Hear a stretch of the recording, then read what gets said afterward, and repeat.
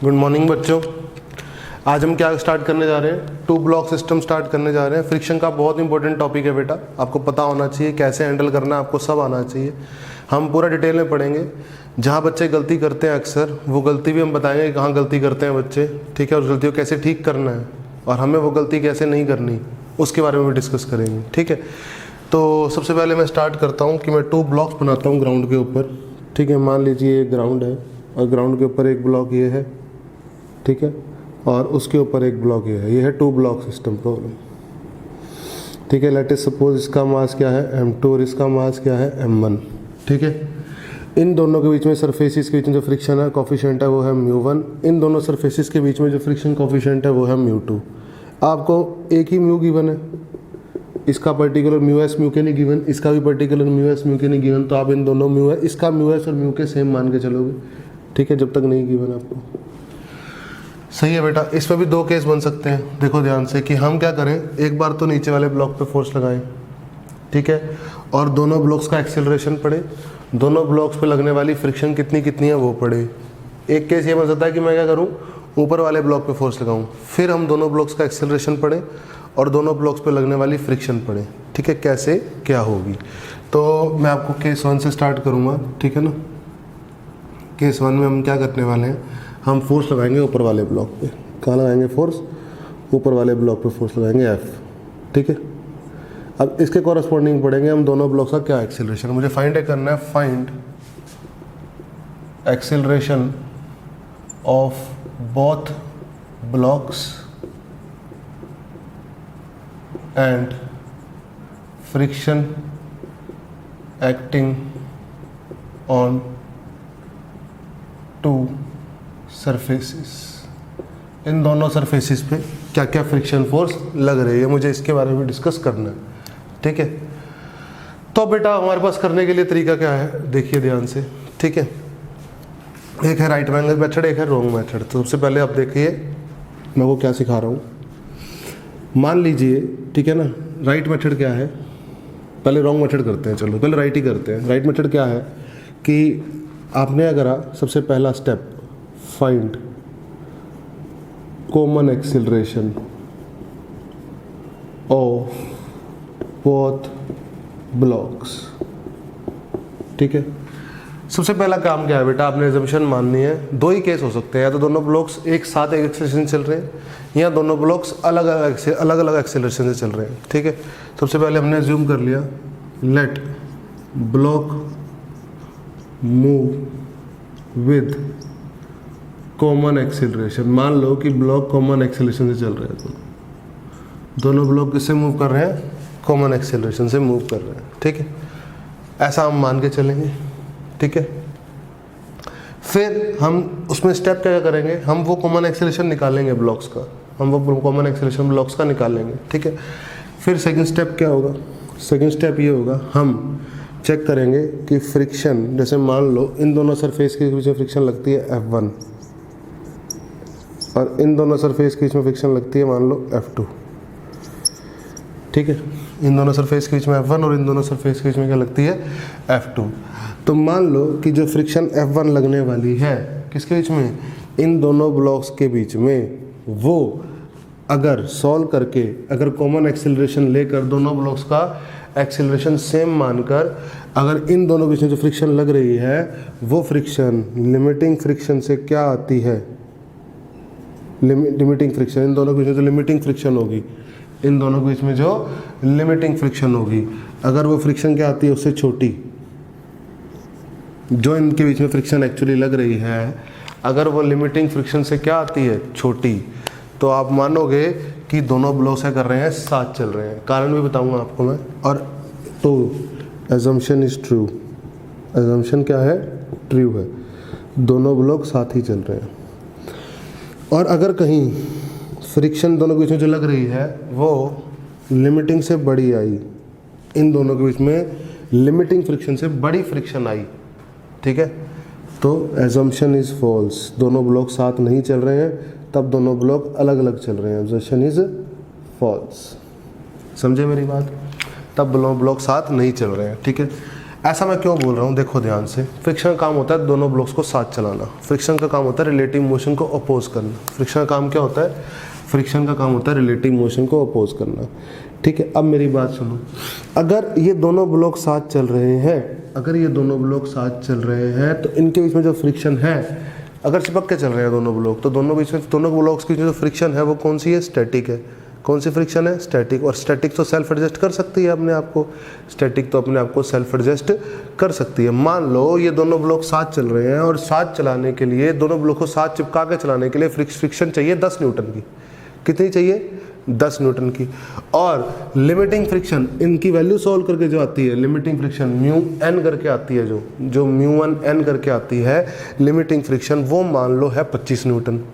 वो मान लो कितनी है, 25 न्यूटन। मतलब ये दोनों ब्लॉक्स आपस में एक दूसरे को 25 न्यूटन का फ्रिक्शन ज़्यादा से ज़्यादा दे सकते हैं। सही बात है, इससे ज़्यादा फ्रिक्शन तो नहीं दे सकते। लेकिन अगर दोनों ब्लॉक साथ चल रहे हैं और 10 न्यूटन फ्रिक्शन रिक्वायर है, तो फ्रिक्शन स्टैटिक है और अपने आप को सेल्फ एडजस्ट क्या बना सकती है, 10 बना सकती है और अपना काम फुलफिल कर सकती है, ठीक है। इसीलिए मैं बोल रहा हूँ कि अगर लिमिटिंग फ्रिक्शन ज़्यादा हुई किससे, जो रियलिटी में फ्रिक्शन लग रही है दोनों के बीच में, उससे, तो एजम्पशन ट्रू है। इसका मतलब फ्रिक्शन ने, इन दोनों की जो फ्रिक्शन लग रही है उसने अपने आप को सेल्फ एडजस्ट करके F1 बना लिया है। ये 25 है और ये 10 है, समझे।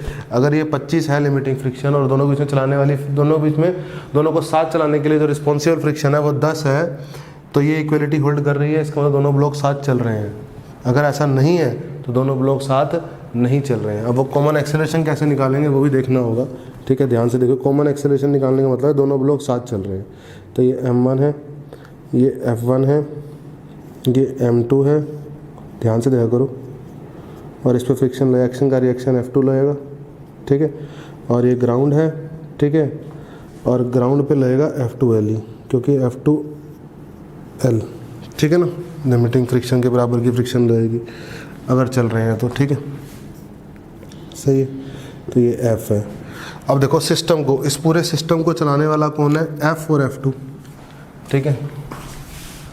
इस सिस्टम को रन करने वाला F और F2 है, F1 सॉरी, ये एक्शन का रिएक्शन F1 है, ठीक है। F और F1 है। और रोकने वाला कौन है, रोकने वाला F1 और F2L, F1 और F2L। पूरे सिस्टम का मास कितना, M1 प्लस M2, और एक्सीलरेशन कितनी, A कॉमन। एक्सीलरेशन कितनी, A कॉमन। जब मैं सॉल्व करके देखता हूँ तो मैं देखता हूँ F minus F2L upon total mass क्या आता है, कॉमन एक्सीलरेशन। क्या आता है बेटा, कॉमन एक्सीलरेशन, ठीक है। अब क्या काम करेंगे हम, ऊपर वाली इक्वेशन को देखेंगे। कॉमन एक्सीलरेशन का मतलब ये ब्लॉक भी AC से चल रहा है और ये ब्लॉक भी AC से चल रहा है, ठीक है। अब इसको देखेंगे। अब ऊपर वाले को चलाने वाला कौन है, F, रोकने वाला कौन है, F1, ठीक है। Is equal to mass M1 और कॉमन एक्सीलरेशन कितनी है, F1 minus F2L upon M1 plus M2। इस इक्वेशन का मतलब क्या है, इस इक्वेशन का मतलब है कि अगर ऊपर वाला ब्लॉक और नीचे वाला ब्लॉक कॉमन एक्सीलरेशन चल रहे हैं, तो ऊपर वाले ब्लॉक में अगर मैं एक्सीलरेशन की जगह कॉमन एक्सीलरेशन यूज़ करता हूँ, तो जो F1 है ये कौन सी फ्रिक्शन है, जो दोनों को ब्लॉक को साथ चलाने के लिए फ्रिक्शन लग रही है, जो दोनों ब्लॉक को साथ चलाने के लिए फ्रिक्शन लग रही है वो वाली फ्रिक्शन है, ठीक है। तो F minus M1, F1 minus F2L upon M1 plus M2, ये सॉल्व करके आ गया F1, ठीक है। अब मैं लिमिटिंग फ्रिक्शन देख लेता हूँ। लिमिटिंग फ्रिक्शन क्या होगी, F1 लिमिटिंग, वो होगा μ1 इंटू N1, ठीक है। और N1 कितना होगा, ये M1G होगा, ठीक है। ये N1 होगा, एक्शन का रिएक्शन ऊपर N1 होगा। सिमिलरली ये M2G होगा, ये N2 होगा, और एक्शन का रिएक्शन ऊपर क्या होगा, N2 होगा, सही है। तो F1L कितना है, μ1 इंटू N1, N1 है M1G, बोलो सही बात है, सही है। तो हम क्या देखेंगे कि अगर ये फ्रिक्शन, ये वाली F1 की वैल्यू इस F1L से छोटी आती है, इस F1L से छोटी आती है, तो दोनों ब्लॉक साथ ही चल रहे हैं, बिल्कुल ठीक है, सही है। लेकिन अगर ये फ्रिक्शन, ये वाली फ्रिक्शन F1L से क्या आती है, बड़ी आती है, तो दोनों ब्लॉक साथ नहीं चल रहे हैं। अगर दोनों ब्लॉक साथ चल रहे हैं तो acceleration, then answer is AC, then answer is AC। Answer क्या हो जाएगा? AC ही हो जाएगा दोनों ब्लॉक्स का। लेकिन अगर F1 बड़ा आ गया लिमिटिंग से, तो F1 लिमिटिंग फ्रिक्शन से बड़ा आ गया, तो मैक्सिमम फ्रिक्शन कितनी लग सकती है? लिमिटिंग के बराबर की लग सकती है। अब दोनों ब्लॉक अलग अलग चलेंगे तो इक्वेशन क्या होगी? ऊपर वाले ब्लॉक को देखो, ये है M1, ये है F, और अब पीछे लगेगा लिमिटिंग, क्योंकि मैक्सिमम लिमिटिंग ही लग सकती है ना। तो बस फिर ऊपर वाले को चलाने वाला F minus F1L is equal to mass into acceleration. और नीचे वाले ब्लॉक को देखो, M2 को देखो, M2 आगे चलाने वाला कौन? इस एक्शन का रिएक्शन F1L, रोकने वाला कौन? F2L। ठीक है, तो चलाने वाला F1L, रोकने वाला F2L is equal to mass M2 into acceleration A2। तो आप दोनों एक्सेलरेशन फिर इस तरीके से फाइंड करोगे, तब आंसर आएगा इस तरीके से। समझ में आई? दोनों एक्सेलरेशन अलग अलग होंगी तो इस तरीके से आंसर आएगा। और ये कब आएगा? जब दोनों के बीच में जो फ्रिक्शन लग रही होगी, दोनों को साथ चलाने के लिए जितनी फ्रिक्शन चाहिए होगी, वो फ्रिक्शन दोनों के बीच में लिमिटिंग फ्रिक्शन से बड़ी होगी।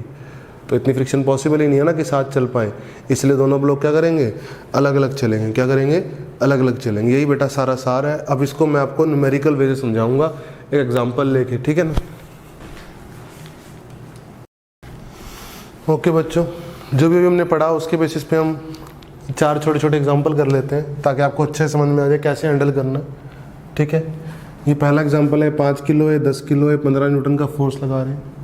इन दोनों सरफेसेस के बीच में फ्रिक्शन 0 है, फ्रिक्शन कोफिशिएंट 0 है, तो फ्रिक्शन भी 0 है। इन दोनों सरफेसेस के बीच में फ्रिक्शन कोफिशिएंट है 0.5 यानी 1/2। ठीक है, मुझे बताना है कि दोनों ब्लॉक्स का एक्सेलरेशन क्या है और कितनी फ्रिक्शन लगेगी। ठीक है, सबसे पहले जब मैं फ्री बॉडी डायग्राम बनाता हूँ तो मैं क्या देखता हूँ कि ये है 5 किलो और ये है 10 किलो। ठीक है, इस पे नीचे लग रहा है 50, दबाया इसने N1 से, ऊपर लग रहा है N1। ठीक है, नीचे लग रहा है 100। ठीक है, इसने ग्राउंड को दबाया, फिर आगे 30 न्यूटन इधर लिख लो, इधर ग्राउंड बना दो। इसने फिर आगे ग्राउंड को दबाया N2 से, और ऊपर लग रहा है, इस पे ऊपर लग रहा है N2। तो N1 है 50 और N2 है 100 प्लस N1 यानी 150। ठीक, पक्का। अब ये फोर्स है कितना? 15। अब फिलहाल इस क्वेश्चन में जो फ्रिक्शन लिमिटिंग है F1L है वो 0 है, और जो F2L है वो कितना है? Mu into N, 150 into 0.5, 5/10 into 150। F2L है 75। कितना है? 75। सही, पक्का। तो हमारा काम क्या होता है? हमें दोनों को साथ चलाना है, हमें दोनों को साथ चलाना है। अगर दोनों को साथ चलाना है तो एक बात बताओ, F1L तो 0 है, F1L तो 0 है, तो यहाँ पे पता लग ही रहा है कि साथ तो कतई नहीं चल सकते ये दोनों, साथ तो कभी भी चल नहीं सकते ये दोनों। बेटा क्यों नहीं चल सकते ये साथ? क्योंकि लिमिटिंग फ्रिक्शन दोनों के बीच में क्या है? 0। तो अगर मैं डायग्राम बनाऊँ तो साथ चलाने के लिए फ्रिक्शन हम देखते हैं कितनी चाहिए। तो फ्रिक्शन साथ चलाने के लिए तो खैर ज़्यादा ही चाहिए, लेकिन limiting friction, maximum possible friction ही मेरे पास 0 है। तो क्या होगा? ऊपर वाला ब्लॉक ये 15 न्यूटन का फोर्स है और पीछे फ्रिक्शन क्या है? 0, ये 5, तो ऊपर वाले ब्लॉक का एक्सेलरेशन आ जाएगा 3। ठीक है, और अगर ये F1 की वैल्यू 0 है तो इस एक्शन का रिएक्शन इधर भी F1 0 है। बोलो, तो इधर 0 है तो इसको चलाने वाला कोई भी नहीं है, तो इसका एक्सेलरेशन क्या आ जाएगा? 0। बोलो, इसका एक्सेलरेशन क्या आ जाएगा? 0। सबसे आसान क्वेश्चन हो गया ये तो। समझ में आया आपको? ठीक है, मैंने ये सारा डाटा इसलिए सॉल्व कर लिया कि आगे जरूरत पड़ेगी ना डाटा की। सही है, अगले न्यूमेरिकल में सेम डाटा ही है। ठीक है, बोलो समझ में आया? ऊपर वाले ब्लॉक का एक्सेलरेशन हो गया 3 और नीचे वाले ब्लॉक का एक्सेलरेशन हो गया 0। सही है, अब आ जाओ नीचे वाले ब्लॉक पे अब। ठीक है, तो अब अगर F1 निकालनी, नीचे वाले F1 लिमिटिंग निकालनी है तो आएगा म्यू 5/10 इंटू N1 50, तो आएगा 25। कितना आएगा? 25। और F2L तो भी कितना आएगा? 75 आएगा। कितना आएगा? 75 अभी भी निकाला है हमने। ठीक है, अब इसको चलाने वाला हो आगे, अब कॉमन एक्सेलरेशन निकालना है। क्या निकालना है? Common acceleration. जब कॉमन एक्सेलरेशन लिखते हैं तो इन दोनों की फ्रिक्शन आपस में कट जाती है, ठीक है। तो इसकी चलाने वाली होती है 30 और इसको रोकने वाला पीछे कितना है? 75। तो चलेगा ही नहीं। कॉमन एक्सेलरेशन क्या आ जाएगी? 0। कॉमन एक्सेलरेशन क्या आ जाएगी बेटा? 0 आ जाएगी। सही बात है, पक्का। अब कॉमन एक्सेलरेशन 0 आ गई, इसका मतलब दोनों ब्लॉक साथ में नहीं चल रहे, दोनों ब्लॉक साथ में नहीं चल रहे। अब अगर मैं बात करूं अलग अलग चल रहे हैं कि नहीं चल रहे, तो वो देख लेते हैं हम। तो ये 5 है, ये कितना लग रहा है? 30। तो मैक्सिमम पॉसिबल पीछे लगने वाली फ्रिक्शन कितनी है? F1L। तो F1L कितना है? 25। हाँ, ये काम हो सकता है। तो 30 में से 25 गए is equal to mass into acceleration. कितना आएगा एक्सेलरेशन? 1। कितना आएगा? 1। अब इस एक्शन का रिएक्शन लग गया आगे 25। अब पीछे रोकने वाला लिमिटिंग तो 75 है, तो चलेगा ही नहीं। इसका एक्सेलरेशन क्या आएगा? 0। इसका एक्सेलरेशन क्या आएगा बेटा? 0, क्योंकि इसको रोकने वाला नीचे क्या है? 75 न्यूटन है। कितना है? 75 न्यूटन। समझ में आया होगा आपको। अब इस थर्ड पे आते हैं हम। जब हम थर्ड पे आते हैं तो कॉमन एक्सेलरेशन निकालेंगे तो इन दोनों की फ्रिक्शन कट जाएगी, इन दोनों की, इसकी और ग्राउंड और इसकी F1 सॉरी इसकी एक्शन रिएक्शन पेयर कट जाएगा। तो कितना आएगा? 200। और इसकी लिमिटिंग कितनी है? 75। और टोटल मास कितना है? 15। सही है। कितना आ गया ये? 125/15। कितना आ गया ये? 3। ये आ गया 25। 25/3 आ गया। कितना आ गया बेटा? 25/3 कॉमन एक्सेलरेशन आ गया। अब इसको अगर देखें ध्यान से तो ऊपर वाले की बात की जाए, ये 5 है, ये 200 है, ये पीछे F1 है, ठीक है ना। तो आगे इसको चलाने वाला 200 है, रोकने वाला F1 है, मास कितना है? 5, एक्सेलरेशन कितना है? 25/3। एक्सेलरेशन कितना है? 25/3। सही है। तो F1 की वैल्यू निकाल लो। 200 में से 125/3 गई F1 की वैल्यू, ठीक है। तो ये कितना है? 125/3, लगभग 41 के आसपास, 41-42 के आसपास है ना। 200 में से 41 या 42 गए, कितना आ गया ये? 200 में से 41 या 42 गए, ये आ गया करीब 158 के आसपास या 159 के आसपास। अब दोनों के बीच में जो मैक्सिमम पॉसिबल फ्रिक्शन है वो कितनी है? मैक्सिमम पॉसिबल फ्रिक्शन F1L वो 25 है। इसका मतलब मैक्सिमम पॉसिबल फ्रिक्शन क्या है? कम है, जितनी फ्रिक्शन दोनों को साथ चलाने में चाहिए। इसका मतलब साथ नहीं चलेंगे, दोनों ब्लॉक फिर से साथ नहीं चलेंगे। अगर साथ नहीं चलेंगे तो अलग अलग चलेंगे। अलग अलग चलेंगे तो ऊपर वाले को देखो चलाने वाला कौन है? ऊपर वाले को चलाने वाला देखो कौन है बेटा? इसको हटा देता हूँ मैं।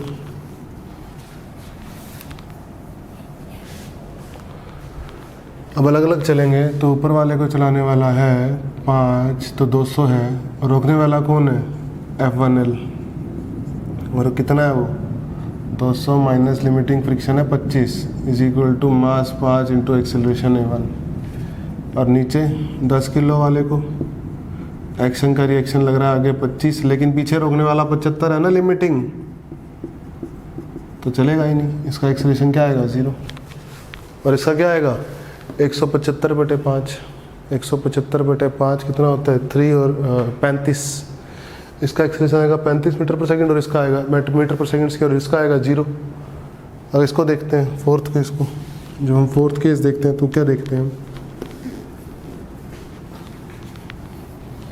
फोर्थ केस देख लेते हैं। अब देखो कॉमन एक्सेलरेशन निकालते हैं। पहले तो 90, इधर इन दोनों की फ्रिक्शन तो कट गई आपस में, एक्शन रिएक्शन, ये वाली 75 बची, मास 15, तो कॉमन एक्सेलरेशन आ गई 1। कितनी आ गई? 1।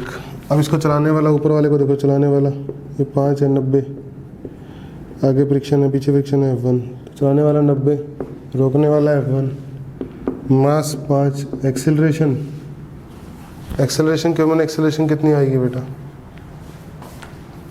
1। कॉमन एक्सेलरेशन कितनी आएगी? 1। तो कितना आ गया? 85।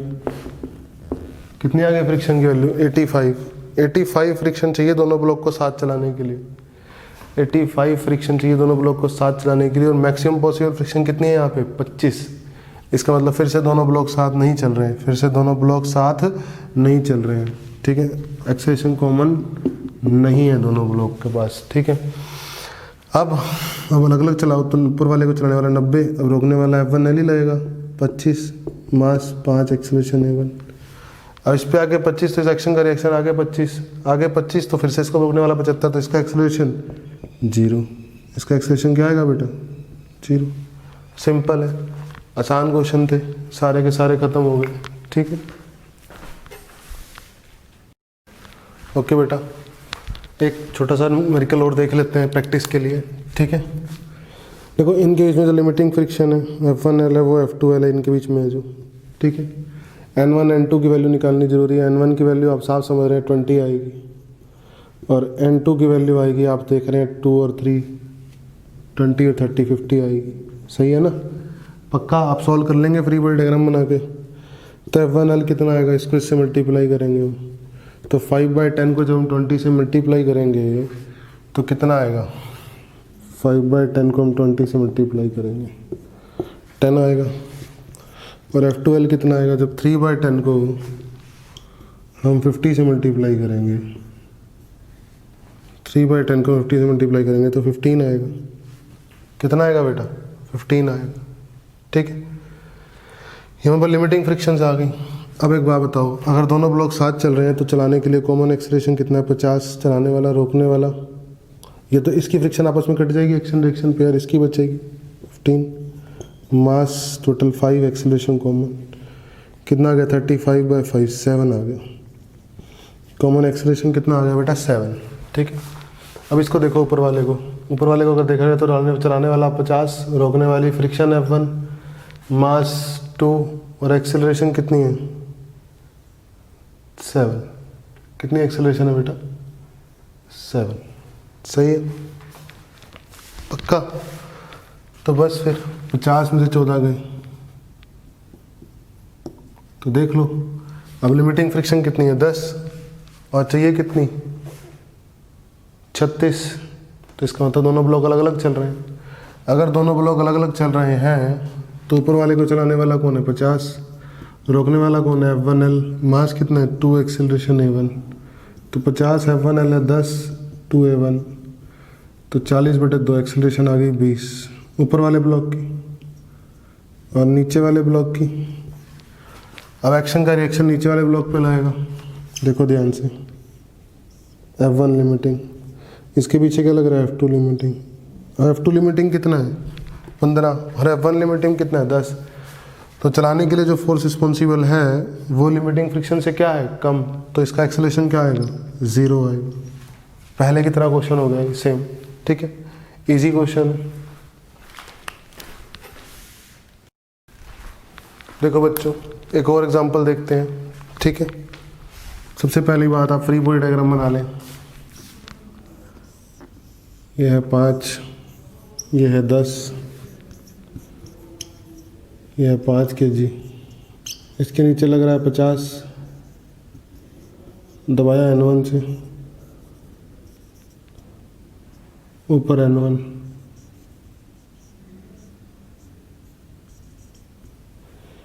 ये ग्राउंड, ये लग रहा है 100, दबाया N2 से, ऊपर लग रहा है N2, इस पे फोर्स लगाया 30, पीछे बना फ्रिक्शन F1, इस एक्शन का रिएक्शन बना F1, और इधर स्मूथ है, ठीक है। तो N1 की वैल्यू कितनी है 50, और N2 की वैल्यू कितनी है 100 और 50 150, ठीक है। अब कॉमन एक्सेलरेशन निकालते हैं। कॉमन एक्सेलरेशन आता है 30 माइनस, ये दोनों तो खत्म हो गए और इसका 0 है, अपॉन टोटल मास 15, तो कॉमन एक्सेलरेशन आ गया 2, सही है। अब इसको चलाने वाला कौन है 30, रोकने वाली फ्रिक्शन F1, मास 5, एक्सेलरेशन 2, तो F1 कितना आ गया 20 आ गया। When both block move together, जब दोनों ब्लॉक साथ चलते हैं तो कितनी फ्रिक्शन चाहिए 20, और मैक्सिमम पॉसिबल फ्रिक्शन कितनी है F1L mu N, mu 5/10 into N 25। अब यहाँ देखो कहानी बन गई, मैक्सिमम पॉसिबल फ्रिक्शन चाहिए, मैक्सिमम पॉसिबल फ्रिक्शन है 25 और दोनों ब्लॉक को साथ चलाने के लिए फ्रिक्शन चाहिए 20, तो फ्रिक्शन अपने आप को सेल्फ एडजस्ट करेगी और दोनों ब्लॉक साथ मूव करेंगे। आंसर आएगा बोथ ब्लॉक मूव टुगेदर